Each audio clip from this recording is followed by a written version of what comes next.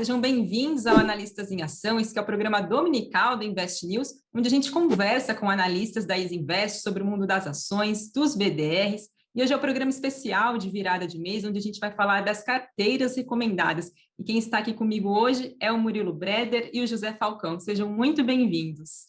Obrigado, Fabi. Sempre um prazer estar aqui presente neste programa que a gente já tem um público fiel, né? Algumas pessoas sempre comentam ali no YouTube, nos vídeos. Então, muito obrigado a vocês que têm nos prestigiado. E agora aquele programa especial de virada de mês, onde a gente comenta não só sobre o cenário da Bolsa no mês anterior, como o que a gente espera daqui para frente. E teve mudança, pelo menos na carteira de Small Caps. 2 mudanças ao mesmo tempo. Então, a gente vai comentar sobre elas aqui também. Olá, pessoal. É um prazer estar aqui novamente no Analistas em Ação, trazendo aí as novidades da carteira de ações Top 10 para o mês de abril, e também atualizando vocês um pouco do nosso ponto de vista em relação à Bolsa, em relação ao mercado. É isso mesmo. Então, o programa de hoje a gente vai contar com a análise do Ibovespa no mês de março. Além disso, também a gente vai falar das carteiras recomendadas e os destaques para abril. Vamos ter também a análise gráfica feita pelo Hugo Caroni desses destaques que o Murilo e que o José vão trazer para a gente.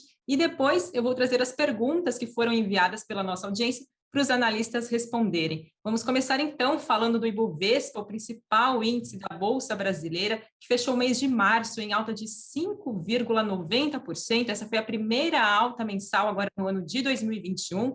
José, explica para a gente, então, qual análise você pode fazer do Ibovespa no mês de março?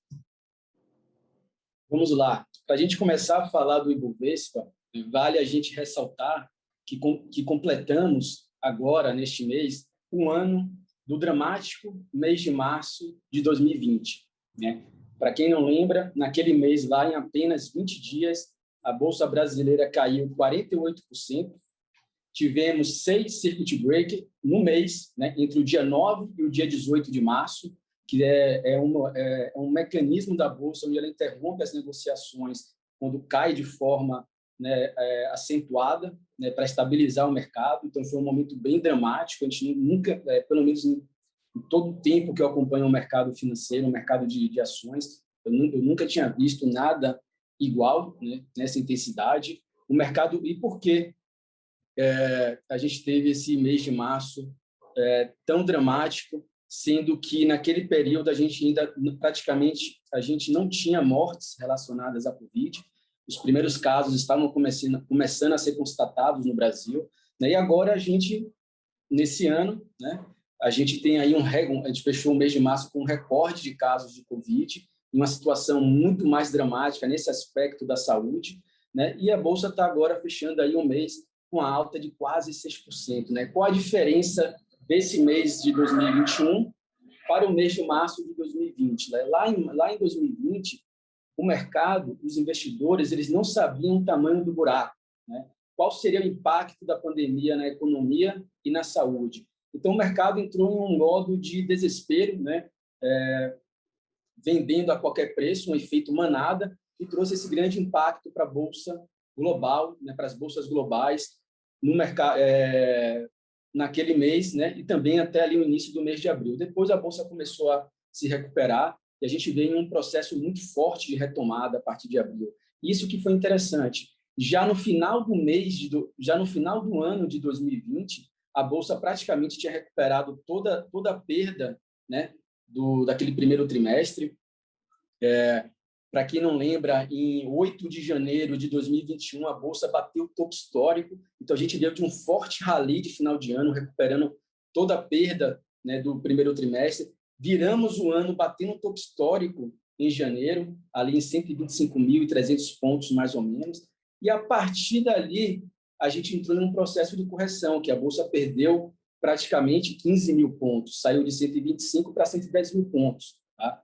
E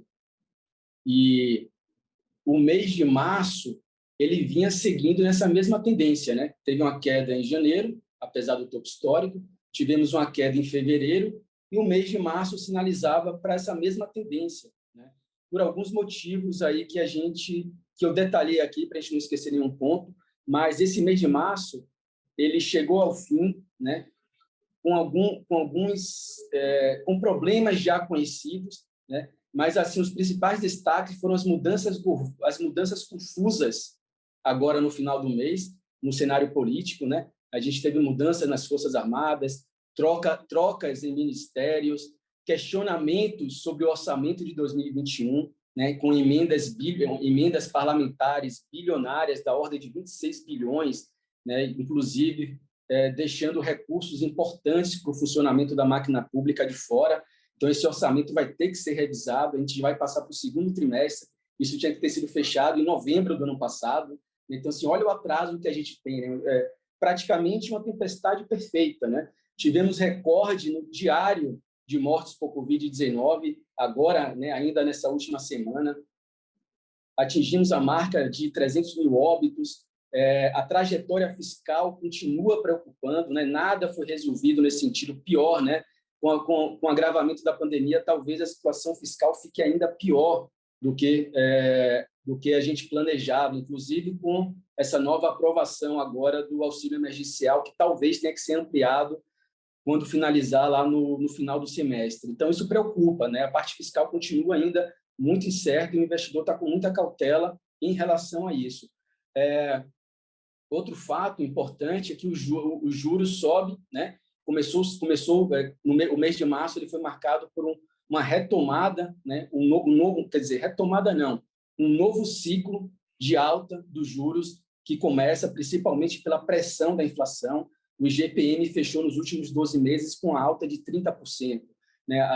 O IPCA já tem várias revisões para cima também, né? Inclusive acima da meta do Banco Central. Então, todo esse contexto faz com que o Banco Central inicie agora um novo processo de alta dos juros, o que acaba prejudicando o mercado de ações, né? Porque os juros mais altos ele tira fluxo do mercado do mercado de ativos de risco, né? Inclusive, a Bolsa é o principal representante desse movimento e é um dos mercados que sofre mais, né, nesse ambiente de juros mais alto. E também as reformas estruturais tão importantes para o país estão paradas, né? É claro que temos prioridades nesse momento. Temos que resolver a questão das vacinas, tem muita coisa relacionada à pandemia para ser melhorada no que diz respeito à gestão, né, da pandemia aqui no país. Então, assim, a gente entende que tem prioridades, né, mas a gente não vê nenhuma movimentação e esforço, né, dos representantes do governo nesse sentido, né? E aí você me pergunta, poxa, depois de tudo isso que você falou, né, um cenário super pessimista, com muitos desafios agora nesse primeiro semestre, como é que a Bolsa fecha com quase 6% de alta em março?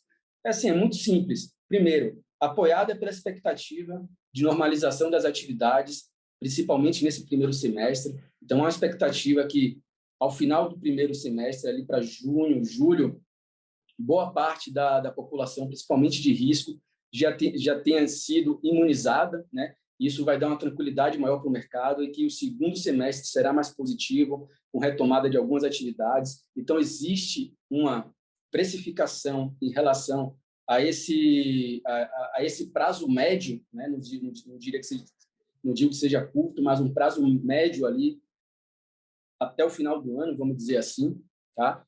E o que é que o mercado começa a fazer? Ele cria essa expectativa em relação ao segundo semestre e ele começa a se posicionar em alguns ativos que estão descontados, né, por conta da crise, para se beneficiar disso lá na frente, né? Ou seja, o mercado está vendo oportunidade de ativos baratos e acredita numa recuperação daqui para o final do ano. Então, existe uma corrida, né, para se posicionar dessa forma e o mercado acaba reagindo bem.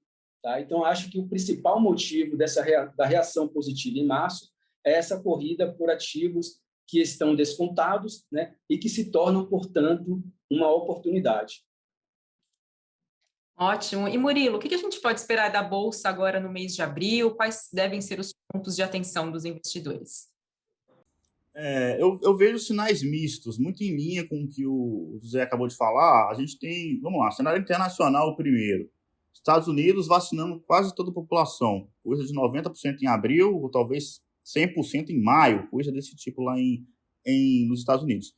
Na Europa, a gente já teve uma notícia aí que Londres registrou pela primeira vez, depois de meses, 0 mortes em 24 horas por Covid. notícia boa. Então, Estados Unidos e Europa saindo, né, estão vacinando bem mais rápido e eles vão sim reabrir em algum momento desse ano. Agora, tem alguns outros pontos de atenção. Tem a possibilidade de uma terceira onda na Europa, ela ainda existe. Tem os Estados Unidos imprimindo dinheiro, pacotes trilionários do Biden, isso acaba, tem um risco da inflação, isso deveria, em tese, enfraquecer o dólar. Aqui no Brasil isso não está acontecendo, e aí a consequência do Treasury, da inflação subindo lá nos Estados Unidos, são os Treasuries de 10 anos, né? E como o José já falou aqui, eles são a taxa básica de juros, taxa zero livre de risco, né? Que a gente considera na hora de fazer o valuation. Tem um fluxo de caixa, a gente vai descontar esse fluxo de caixa, um valor presente. Essa taxa livre de risco é padrão se utilizar as Treasuries de 10 anos. Então, é por isso que os juros americanos sobem e impacta o valuation, inclusive, de empresas aqui no Brasil, que em tese não tem nada a ver com isso, mas tem, por causa do valuation, tá? E aqui no Brasil, a gente está, além dessa questão de Covid que o José já comentou, tem esse receio com as estatais, depois daquela questão da interferência, teve mudança no Banco do Brasil, mudança na Eletrobras, mudança na Petrobras também. Então, o mercado um pouco mais receoso com as estatais. Tem o fluxo estrangeiro que veio forte em novembro, dezembro, e agora parou um pouco com essa desorganização nossa aqui brasileira. Isso é algo importante, porque poderia impulsionar o Ibovespa, e esse fluxo estrangeiro deu uma parada. O Copom se vendo obrigado a subir os juros mais rápido que ele mesmo imaginava, né? Agora, do lado positivo, tem pelo menos, né, o José comentou ali dessa falta de organização em relação às reformas, existe uma esperança aqui que está, por aquilo que pareça, no centrão, né? Teve uma mudança ali da dança das cadeiras ministerial, e a volta do centrão nesses ministérios pode ser um marco ali de uma coalizão do governo Bolsonaro com o centrão, e aí, quem sabe, essas reformas não avançam, tá? Esse é o lado positivo da história. Agora, exige um pouco de pé atrás. Falar de curto prazo é um negócio sempre muito complexo, porque a gente grava esse episódio aqui, daqui a 3 dias acontece algo que muda a dinâmica do mercado. Então é complicado falar de curto prazo. Agora, é para comprar bolsa agora? Se a sua visão for de longo prazo, ou seja, anos daqui para frente, sim, né, é para comprar bolsa o tempo inteiro, praticamente. A grande questão é o que você vai comprar, né? Tem que saber interpretar para onde que o mercado está indo. E, por exemplo, novembro e dezembro, quando surgiram as primeiras notícias, muita gente quis comprar Azul, Gol, as empresas de reabertura, né, CVC, e tá, beleza, se recuperou. Assim, na verdade, quem comprou no final de março do ano passado ganhou dinheiro, subiu bem, beleza, mas todo o mercado subiu. Tiveram muitas outras empresas que subiram muito mais do que essas questões, essas empresas ligadas à reabertura da economia. E, na minha visão, isso não fazia sentido naquela época, e ainda não faz hoje direito ainda, porque a pandemia aqui no Brasil depende muito de avanço de vacinação, teve novas cepas do vírus, muitas coisas que a gente, nem a própria empresa, consegue controlar. Então, como é que eu vou investir, ficar posicionado numa empresa dessa? Até pode, não tem problema nenhum. A grande questão aqui é a alocação, tá, que você vai ter nesses ativos. Eu não me canso de falar isso e vou falar quantas vezes forem necessárias. Um dos principais erros do investidor iniciante aqui, que a gente vê muito, é alocações grandes demais. Né? Muita gente vai numa convicção, vai pela ganância, né? Tenta pegar a reabertura, a gente vai reabrir, uma hora vai voltar.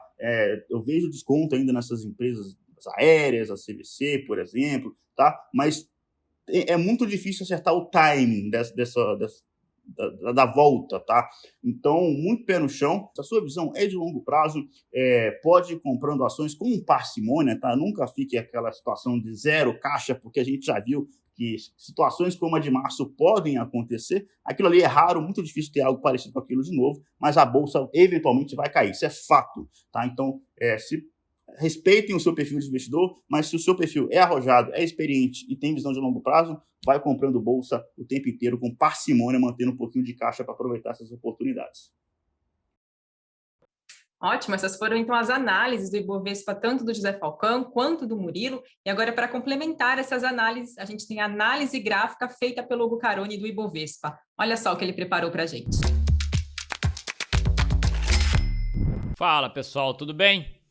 Vamos passar rapidinho aí para o que a gente teve nesse mês com relação ao Ibov. Começo do mês, tá aqui, ó, a referenciazinha começando, vindo de uma realização do mês de fevereiro, né? Então, ao longo do mês de março, foi muita oscilação, muita volatilidade, mas a referência atual que a gente tem que falar são pequenos fundos ascendentes e pequenos topos ascendentes. Até então, isso é uma configuração favorável, muita volatilidade, porém favorável. A gente só não pode esquecer que dentro do contexto maior, pernada anterior de alta, a gente ainda vem dentro de uma movimentação idêntica, né? Porém, de topos e fundos descendentes. Então, se isso permanecer numa visão um pouquinho mais longa, seria um pouco mais complicado. E a curtinha, como pontuado anteriormente, ainda favorável. Vamos ver se vai continuar os próximos dias tendo o comportamento aqui de topos e fundos ascendentes e venha logo em seguida quebrar essa sequência de topos e fundos descendentes, tá? Da configuração um pouco mais longa. Muito obrigada, Hugo, por mais essa sua análise aqui para o nosso programa. Vamos agora falar das carteiras recomendadas?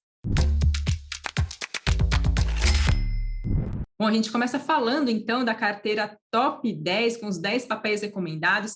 Quem cuida dela é o José Falcão. José, conta para a gente, então, o desempenho dessa carteira e quais são os destaques dela agora para o mês de abril. Vamos lá. Para o mês de abril, não realizamos trocas nas carteiras Top 10 e também na Top 5. A Top 5, para quem não conhece, é uma derivada da Top 10, né? Como a Top 10 é composta por 10 empresas, às vezes o investidor ele não quer alocar nas 10 empresas, ele às vezes tem uma capacidade financeira menor, ele tem a opção de diversificar na Top 5, né? Então, nada mais é do que uma derivada, a Top 5 é uma derivada da carteira principal, que é a Top 10. A Top 10, no mês de março, até o dia 30, estava com a valorização de 48,46% contra 33,69% do Ibovespa. Isso representa aí algo em torno de 14,77 pontos sobre o Ibovespa, né? Então, a carteira vem desempenhando muito bem. A gente está bem satisfeito aí com o desempenho dos ativos que compõem a carteira. Essa carteira ela foi iniciada em junho do ano passado, de 2020, em um momento muito desafiador, mas a gente pegou também uma situação de retomada do mercado, e isso ajudou bastante a carteira a chegar nesse desempenho atual. O importante para a gente é bater o Ibovespa, e até agora ela tem batido com folga. Então, é isso que interessa, né, para a gente e para o investidor. O maior peso na carteira segue sendo os setores de commodity, financeiro e elétrico. Tá? A gente mantém a concentração nesses 3 setores aí, pelo menos nos últimos 4 meses, e a gente tende a manter dessa forma no decorrer desse ano de 2021, pelo menos no primeiro semestre. Tá? Se o cenário começar a mudar a partir do segundo semestre, pode ser que a gente faça uma realocação, mas, por enquanto, a gente mantém dessa forma. Os destaques de março, eu trouxe aqui 3 empresas. Tá? 2 destaques de alta e um destaque de baixa. O destaque de alta, o principal, né, a número 1, veio da Taesa, que subiu até o dia 30, 29%. Nossa, mas a Taesa é uma empresa tão defensiva, ela não costuma oscilar tanto. Por que ela subiu muito agora no mês de março? O principal fator foi o comunicado da possibilidade de venda da participação da CEMIG na Taesa. A CEMIG hoje é controladora da Taesa, com algo em torno de 22% de participação. Então, foi comunicado ao mercado que havia uma intenção nesse sentido e os investidores gostaram. As ações subiram forte no dia 28, 29, né, principalmente, e aí conseguiu fechar um mês aí com uma valorização de nada menos de 29%, né, excepcional.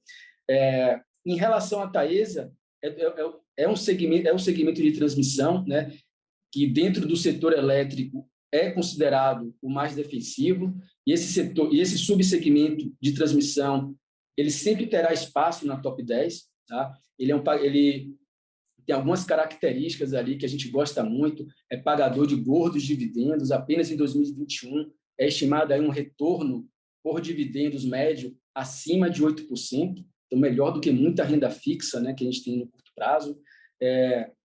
E essa não assim, é sempre bom destacar que esse case da Taesa não é um investimento, né, uma empresa com características de crescimento exponencial, apesar dela ter subido 29% agora no mês de março. Né? Foi um fato relevante, um fato atípico que fez ela se movimentar dessa forma. Porém, é uma empresa com resultados resilientes, alta previsibilidade de caixa, e isso faz com que ela tenha essa característica de boa pagadora de proventos. Então, a principal função da Taesa dentro da carteira é a sua estabilidade e não a volatilidade. Ela funciona ali como uma peça-chave, principalmente em momentos como o atual, que a gente tem muitas incertezas e desafios pela frente. Então, ela funciona como um equilíbrio ali dentro da carteira.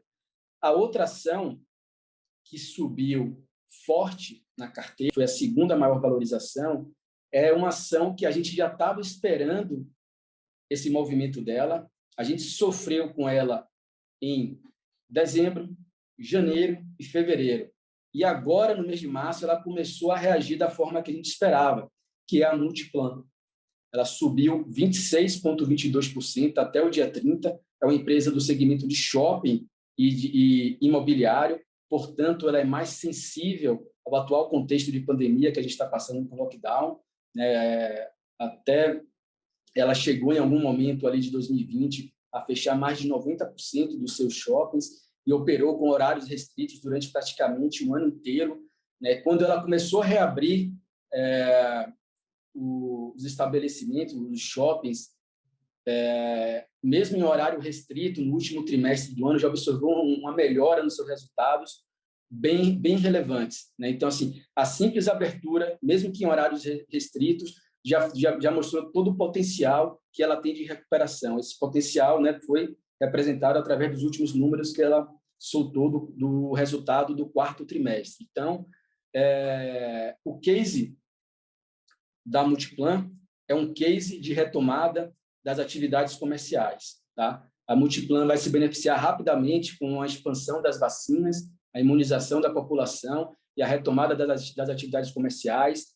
Porém, temos que destacar que, no curto prazo, as empresas do setor, shopping, outros setores também, mas setores ligados ao comércio físico, tendem a ter mais volatilidade. Não quer dizer que, a partir de agora, ela vai começar a subir e bater no nosso preço-alvo, que é 30. Não. Ela passou por um momento bom, mas tem muita coisa ainda para acontecer e ela pode ter momentos voláteis também para baixo. Tá? Então, é um case de paciência para surfar a retomada das atividades comerciais. A gente tem muita incerteza ainda relacionada à pandemia e tem que ter bastante paciência com essa posição. A empresa de altíssima qualidade, um dos ativos dela, que é o Shopping Morumbi, aqui em São Paulo, é o shopping que tem a maior receita por metro quadrado do Brasil.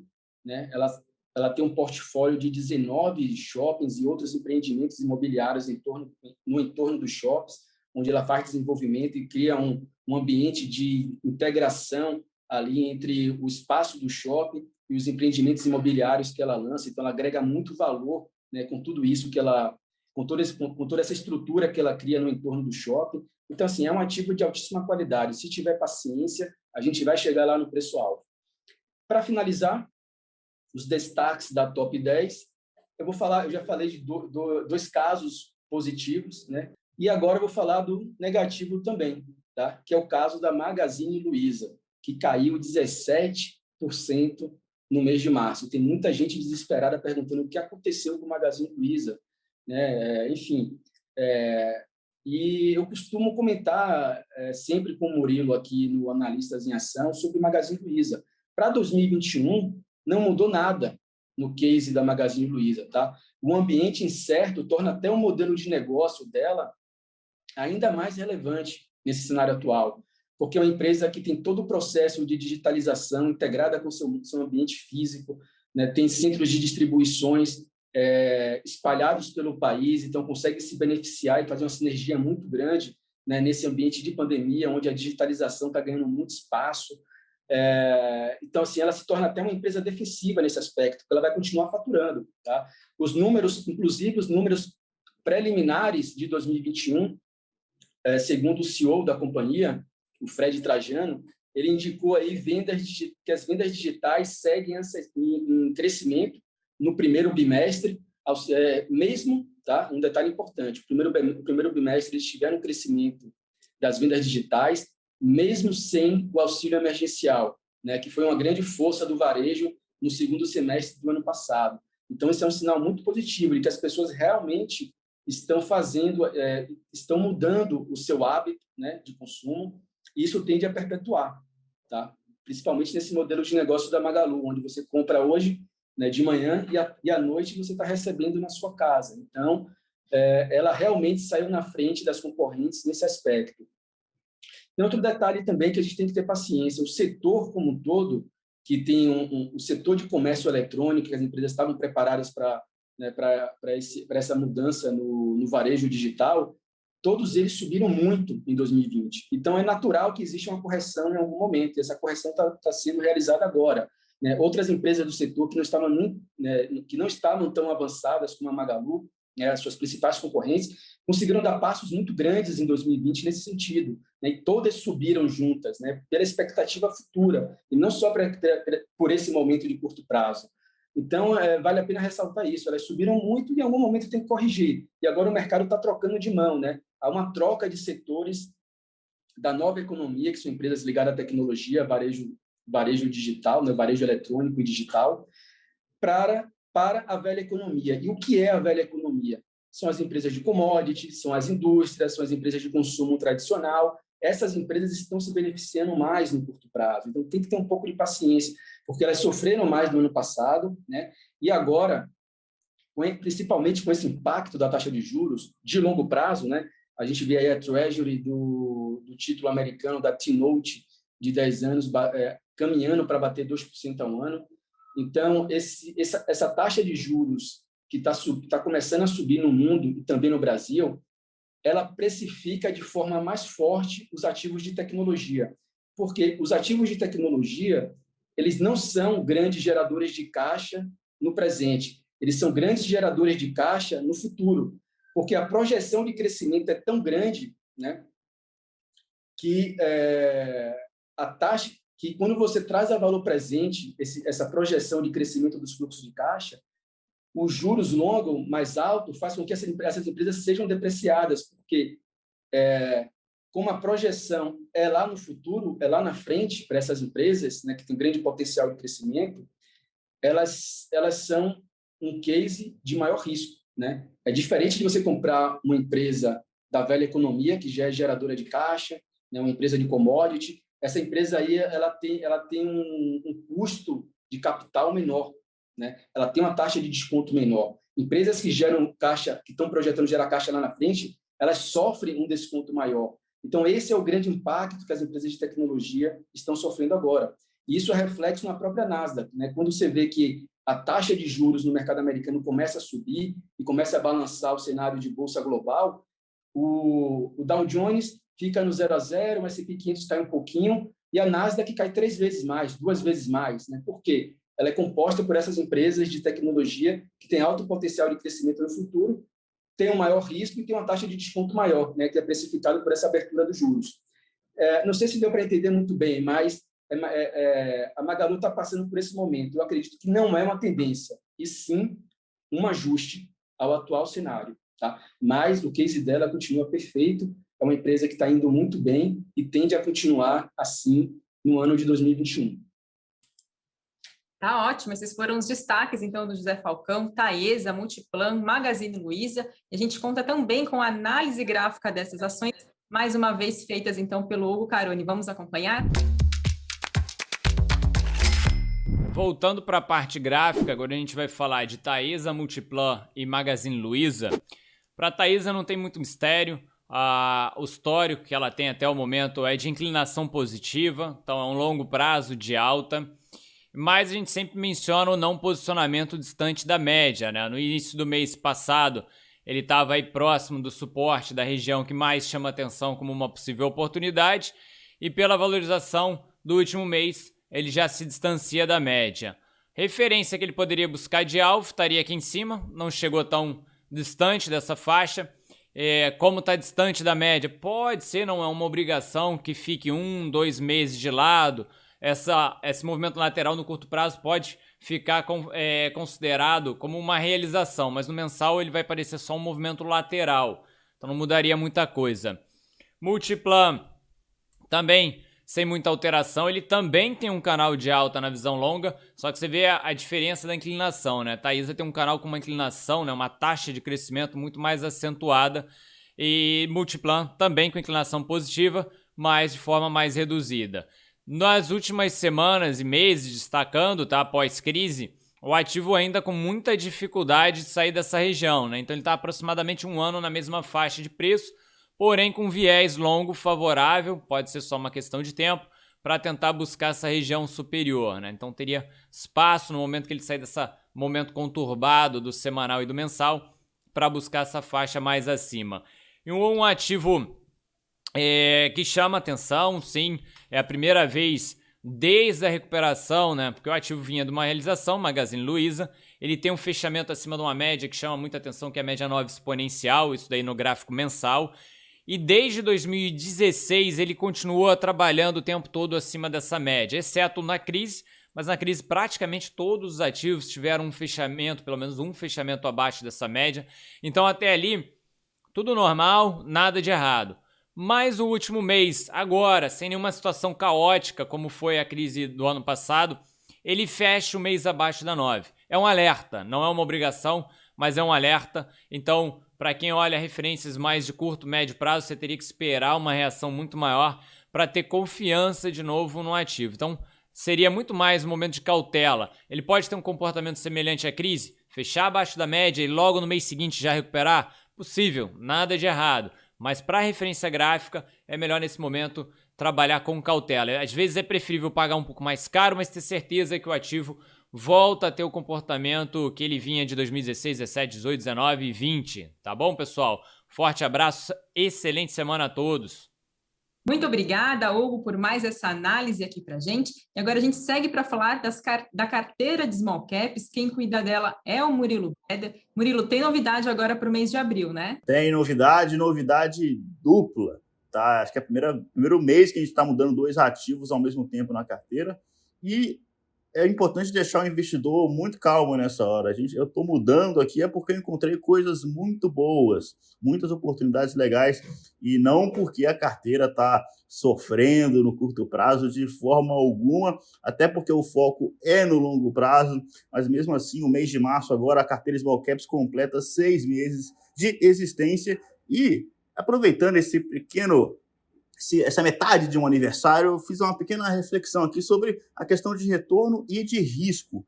Por quê? Beleza, a carteira vai muito bem, 22% em 6 meses, batendo o índice de Small Caps, o SMLL, só que mais do que bater o índice, né, eu fiz um estudo também em relação à volatilidade da carteira. E por incrível que pareça, normalmente você tem um retorno maior, você corre um risco maior, mas esse não é o caso da carteira de Small Caps da Easy Invest. Durante 6 meses nós tivemos um retorno maior do que o índice de Small Caps, esse é o nosso benchmark, não é o Ibovespa, tá?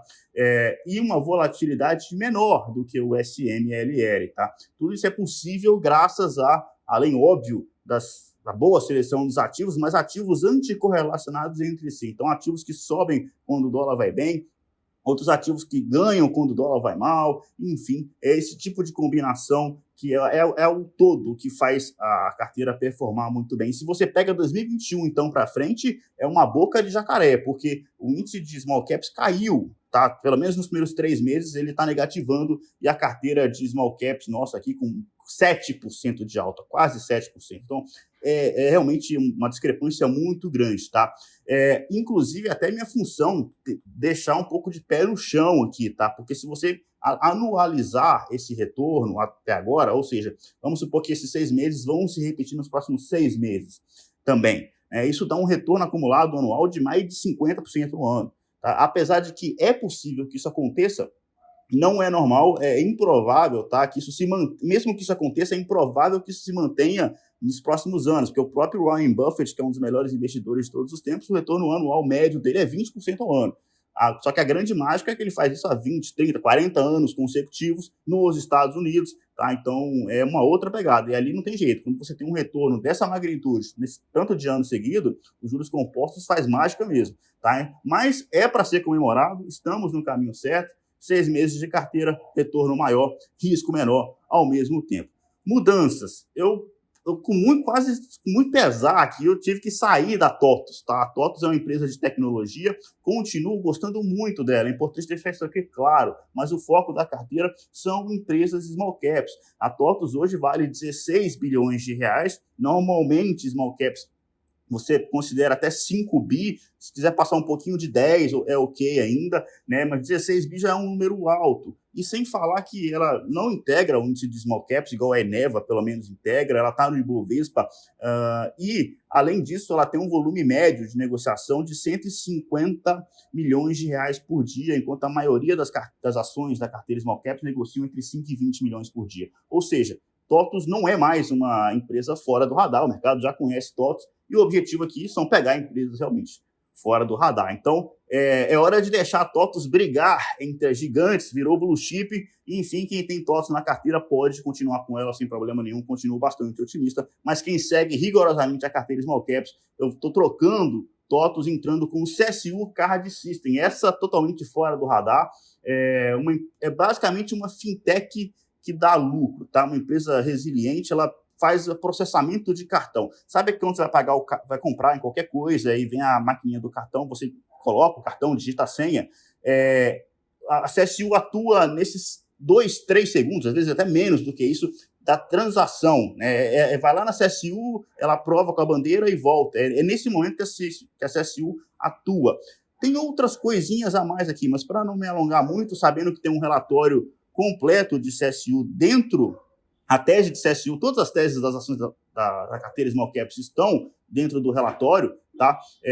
Enfim, é uma operação que passou resiliente ali por toda a questão de distanciamento social, porque ela não depende de contato humano, ela depende de processamento de cartão. Quanto mais cartão ela tem, mais fatura, né, e mais ela ganha dinheiro. Então, muito barata, uma fintech que dá lucro, para mim, esquecida pelo mercado, e está entrando na carteira agora no lugar de TOTUS. Outra mudança também que eu tive que fazer foi, na verdade, essa aqui eu não tive, eu achei que estava um momento ideal aqui, infelizmente, eu tive que tirar a Trisul, tá, que é uma empresa de construção civil, para a entrada de uma outra empresa que não tem nada a ver com construção civil, Aura Minerals, uma empresa de mineração de ouro. Por que eu saí de Trisul? Na minha opinião, uma das melhores empresas de construção civil do Brasil.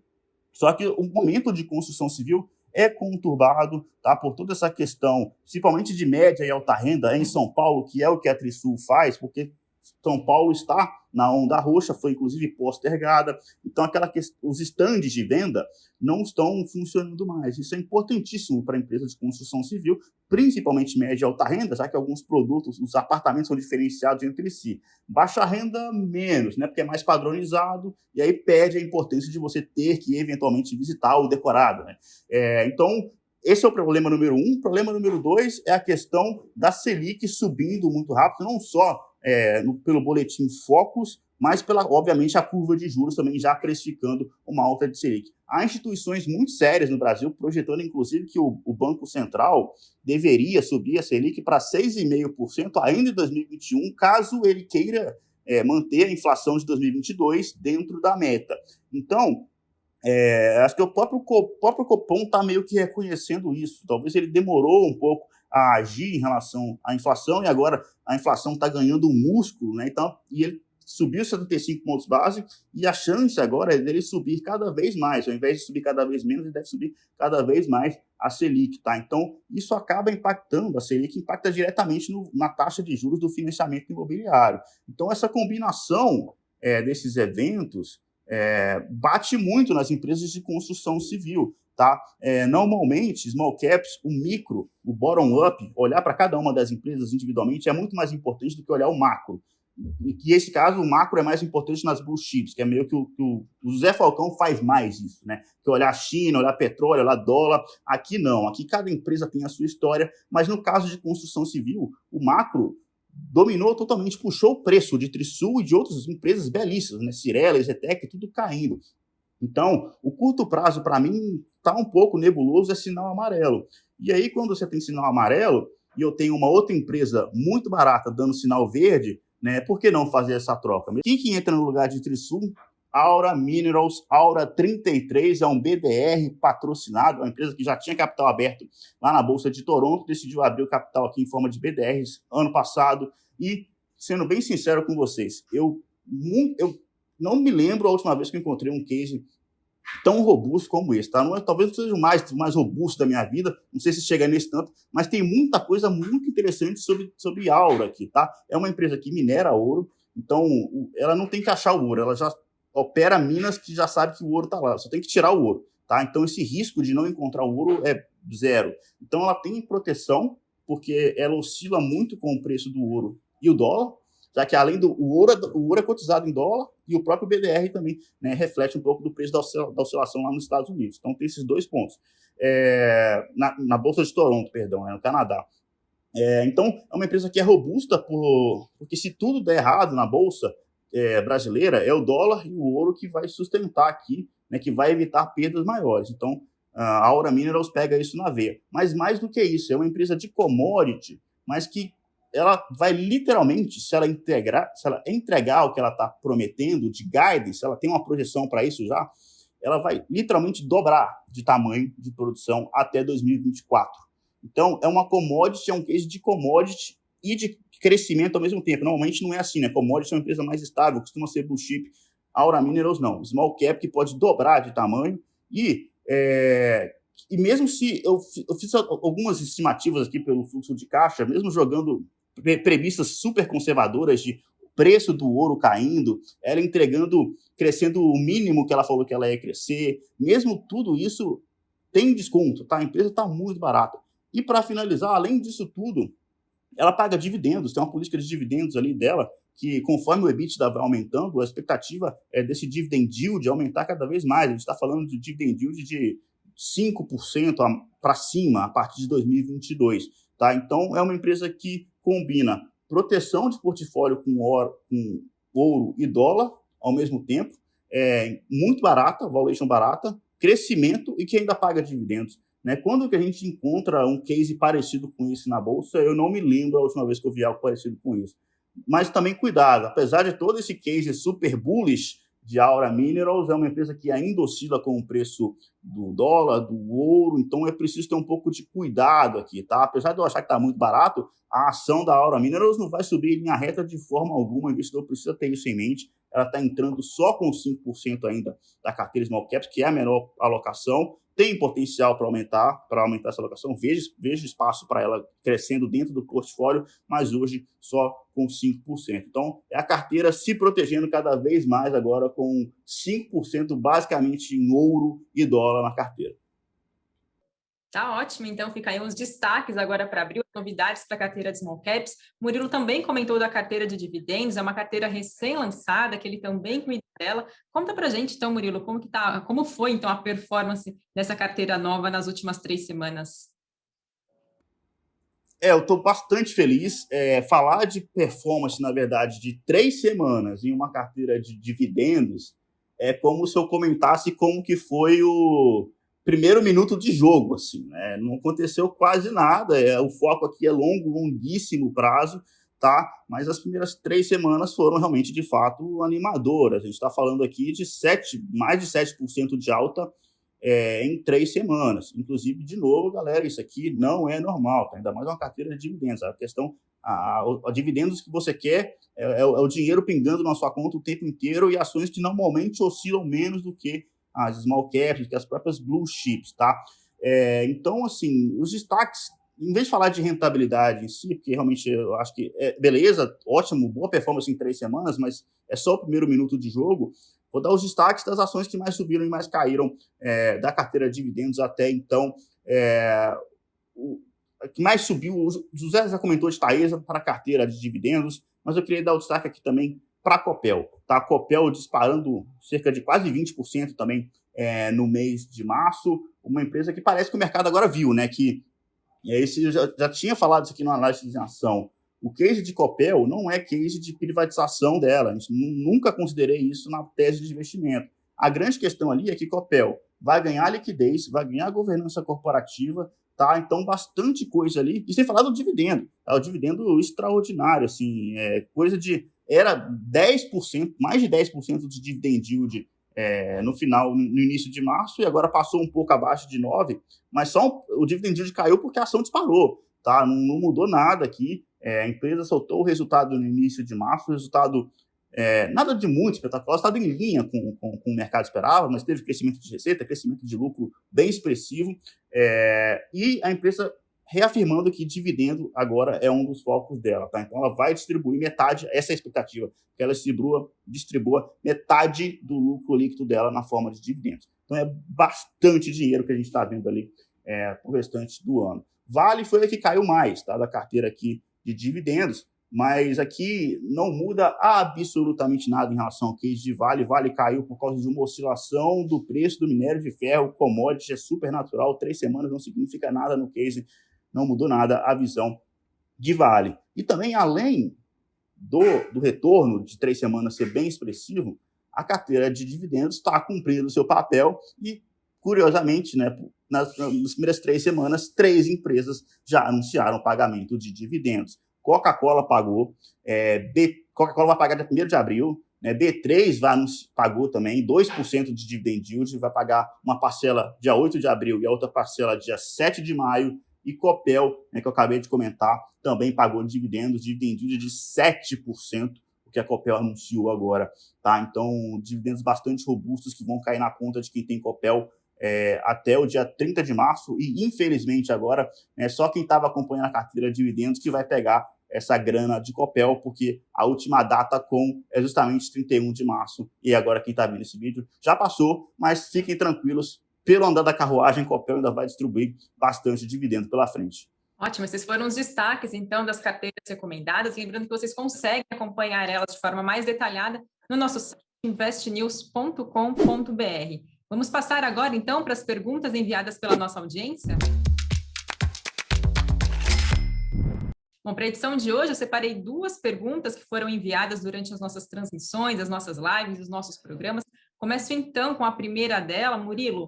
Araguaci Bezerra pergunta: pode definir o que seria médio e longo prazo?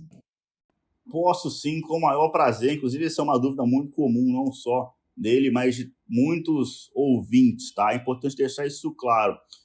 Vamos lá, quando a gente está falando de semanas e meses, ainda é curto prazo, tá? Curtíssimo prazo é dentro de uma semana ou dias, tá? Esse é o curtíssimo prazo. Curto prazo, a gente está falando aqui entre semanas e até 2, 3 meses, isso ainda é curto prazo, tá? Pelo menos do lado da análise fundamentalista, a gente está olhando para o longo prazo. E o que é o longo prazo? Vamos falar do médio prazo, né? Então, se curto prazo é semanas e alguns meses, o médio prazo ele está ali no meio, algo entre 6 meses, 1 ano, tá? Até 2, dá para esticar ali e falar que isso ainda é médio prazo. Quando a gente fala de longo, aí sim, a gente está falando de 3, 5 anos, a partir de 2 anos. E tem aqui o longuíssimo ainda, né? O longuíssimo é 10 anos, né? Ou mais, tá? Então, quando a gente fala, por exemplo, de formação de renda passiva, de você aposentar recebendo dividendos, é uma estratégia de longuíssimo, tá? É coisa de 5, 10, 15, 20 anos investindo, concentrado nessa estratégia de comprar empresas que pagam dividendos. E acredita em mim, no início parece que é impossível, porque você compra um dividendo e recebe literalmente centavos na conta, e isso é normal com todo mundo, tá, galera? Não é você que é pequeno investidor, não, todo mundo começa assim, mas acreditem em mim, se vocês mantiverem a consistência em questão de 5 anos para frente, o dividendo começa a ficar grande de uma forma realmente assustadora, de uma forma boa, tá? Realmente é bem bacana quando isso começa a acontecer. Então, precisa ter esse foco, tá? Quando a gente fala de que ações são de médio e longo prazo, é isso que a gente está falando. A gente está comprando empresas aqui na nossa carteira que provavelmente vão ficar meses, tá? Nosso foco aqui, ou até anos, dependendo. Ou se a empresa for melhorando para sempre, talvez a gente nunca tire, né? A carteira, a ação da carteira, tá? Então, essa que são as divisões aqui temporais para o investidor. Ah, ótimo. E a outra pergunta que a gente tem aqui na edição de hoje, vou fazer então ela para o José. Paulo Thiago pergunta: como se calcula o preço-alvo de uma ação? Como achar esse valor? A forma mais usada pelos analistas, né, para calcular o preço-alvo de uma ação é o método do desconto de fluxo de caixa, né? Mas o que é isso na prática, né? Basicamente, você pega o fluxo de caixa que uma empresa gera, né? É bom destacar que fluxo de caixa é diferente do lucro líquido, né? E também é um ajuste maior do que o EBITDA. Muitas pessoas utilizam o EBITDA como referência de geração de caixa, mas o EBITDA é uma prótese da geração de caixa, né? A geração de caixa é o fluxo de caixa operacional, que é discriminado no balanço no balanço da empresa. Então, esse fluxo de caixa operacional que é utilizado como referência para você fazer o valuation de uma empresa, tá? O EBITDA é apenas uma aproximação, tá? Basicamente, você pega esse fluxo de caixa operacional, projeta uma taxa de crescimento para 5, 10 anos, né? Então, você vê lá, se você tem expectativa que, por exemplo, a Magazine Luiza vai continuar crescendo 15% ao ano nos próximos 5 anos, você pega essa geração de caixa, esse fluxo dela, projeta um crescimento de 15% ao ano e você vai ter um valor final no 5º ano. A partir desse 5º ano, você tem que saber também se, naquele momento, ela vai continuar crescendo 15%. Eu quero deixar claro que são tudo expectativas que o analista, né, cria em relação a essa geração de caixa futura, né? Então, acerta o analista. O melhor analista é o analista que acerta essas premissas de crescimento. Então, chegou no 5º ano, se você acha que a Magazine Luiza vai crescer 5% na perpetuidade, né, dali para frente, você finaliza o seu fluxo ali, tá? Porque você já tem uma taxa de crescimento na perpetuidade, você pega esses fluxos anteriores que vieram com crescimento de 15% e você traz tudo isso a um valor presente com uma taxa de desconto, que é o custo de capital, né? Não é só o custo de capital, é uma taxa média ponderada de capital. Dentro dessa taxa que você traz a valor presente, esses fluxos, ela tem lá uma taxa livre de risco, que normalmente é a taxa de juros de títulos soberanos. No Brasil, você tem como referência a Selic, nos Estados Unidos, você tem como referência os Treasuries de 10 anos. Então, é por isso que a gente comentou anteriormente que, quando a taxa de juros sobe, o valor da empresa tende a cair, porque essa taxa de desconto que a gente traz os fluxos a valor presente, ela tem um componente, né, que é essa taxa de juros que o mercado utiliza como referência. Então, se a taxa de juros que o mercado utiliza como referência sobe, a taxa de desconto sobe também. E quando você traz esses fluxos a valor presente, o valor da empresa diminui. Então, existe, além do movimento para renda fixa, com o aumento da taxa de juros, existe um ajuste no valor da empresa, porque o seu custo de oportunidade aumenta, né? E aumenta a sua taxa de desconto. Então, é basicamente isso, tá? A conta para fazer um valuation, né, nesse método de desconto de fluxo de caixa, não é difícil, tá? O complexo é você estimar as premissas corretas, né? Qual é a taxa de crescimento que eu vou aplicar, né? Por que eu acho que Magazine vai crescer 15% ao ano? Eu posso estar completamente errado, né? Outro analista pode achar que vai crescer 10%, outro pode achar que vai crescer 20%. Então, essas premissas que você usa no modelo que vai fazer você ser mais assertivo ou não, né? Então, cada caso é um caso, tá? Mas é basicamente assim que funciona a precificação e a definição de um preço-alvo para uma empresa. Legal. Essas foram as perguntas, então, de hoje. Lembrando, se você tem alguma dúvida, quer mandar aqui para os analistas responder, aproveite para deixar no comentário deste vídeo ou também no decorrer da nossa programação e também das nossas lives. A edição do Analistas em Ação fica por aqui. Gostaria de lembrá-los que o programa sempre vai ao ar todos os domingos, às 9 horas da manhã. Além disso, José Falcão toca o Morning Call, Murilo Breder está no fechamento de mercado e o Hugo Caroni fica na sala ao vivo no canal Espaço Trader da Easy Invest. Aproveite, então, para acompanhar eles por lá também. Queria agradecer, então, mais uma vez, a participação do José e do Murilo nessa edição do nosso programa. Muito obrigada.